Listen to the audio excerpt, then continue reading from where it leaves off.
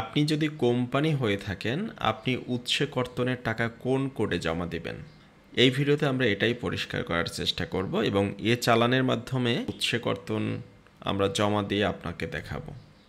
Income tax আইন অনুসারে কোনো কোম্পানি যখন কারো কাছ থেকে টিডিএস কর্তন করবে তখন ওই কোম্পানি তার নিজের কোডে কিন্তু টাকা জমা দেবে। এটা হচ্ছে খুবই গুরুত্বপূর্ণ বিষয়।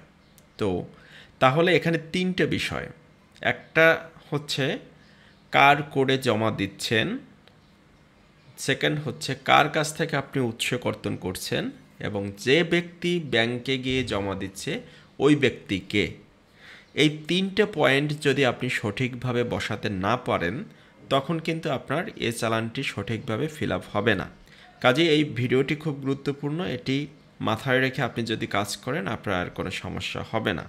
তো চলুন প্রথমেই আমরা ক্লিক করি এনবিআরে জমা দিব আয়কর। আমরা একটি টিন নাম্বার দিয়ে দেই। করবর্ষ 2023-24। আয়করের ধরন কোম্পানি কর্তৃক দেয় আয়কর। আয়কর ধারার ধরন আমরা উৎসে কর প্রদান করব। এবার এখান থেকে যে কোনো একটা দিয়ে দিতে পারি। আমরা কোনটা দেব? আমরা 89-এর এগেনস্টে জমা দিব। তাহলে দেখুন প্রথম এইখানে যে টিনটি দিয়েছি আমরা, এই টিনটি কার? এই টিনটি হচ্ছে আপনি আপনার কোম্পানির টিন নাম্বার, অর্থাৎ আপনার কোম্পানি উৎসে কর্তন করছে, আপনার টিন নাম্বার এখানে দিয়েছি, ঠিক আছে? তো এবারে আমরা একটা অ্যামাউন্ট দেই, ধরি 2,15,000 টাকা।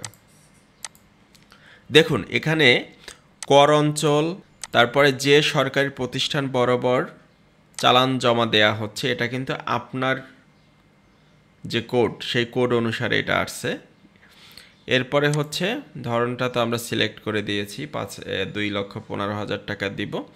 এবারে নিচে দেখেন 3 নম্বরে দুইটা অপশন, তাই না? যে ব্যক্তি বা প্রতিষ্ঠানের অর্থ জমা দেয়া হয়েছে, এখানে কিন্তু অটোমেটিক আপনার টিন নাম্বারটা চলে আসছে, বাট এটাকে এখন আপনার চেঞ্জ করতে হবে। চেঞ্জ করলে কি করতে হবে? আমরা আরেকটি টিন নাম্বার নেই, আমরা গুগলে সার্চ দিয়ে আরেকটি টিন নাম্বার নিয়ে নিই। 119-31347-5425 চেক টিন। আচ্ছা আসছে, যাই আসুক। এবার হচ্ছে যার মাধ্যমে প্রদত্ত হচ্ছে, ধরুন আপনি জমা দিচ্ছেন, তাইলে এখানে আপনি 4 ভাবে শনাক্ত করতে পারেন: এনআইডি নাম্বার, জন্ম নিবন্ধন, টিন, অন্যান্য। আমরা ধরুন জাতীয় পরিচয়পত্র দিয়ে সিলেক্ট করব। আমরা এখান থেকে দেখি 60045899963, 1 এপ্রিল 1997।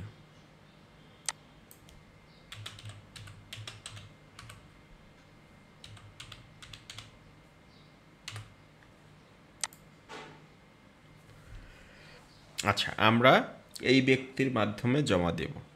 এখানে একটি মোবাইল নাম্বার দিয়ে দেন, 018 একটা দিয়ে দিলাম, ইমেল অ্যাড্রেস একটা দিয়ে দেন। এখান থেকে আপনি পেমেন্ট অপশনটি সিলেক্ট করে নিন। ধরুন আমরা কার্ড পেমেন্ট করব। কোন কার্ডের মাধ্যমে আপনি পেমেন্ট করবেন? এবারে আপনি এখান থেকে প্রসিড টু পে দিবেন। এবারে কার্ড ইনফরমেশন দিয়ে আপনি পেমেন্ট করে দিবেন। আমরা আর সামনে আগাচ্ছি না। মেনলি এই ভিডিওটা করার উদ্দেশ্য ছিল, অর্থাৎ এখানে 3টি জায়গা, একটা হচ্ছে প্রথম পার্ট, সেকেন্ড পার্ট হচ্ছে 3 নম্বর অপশন।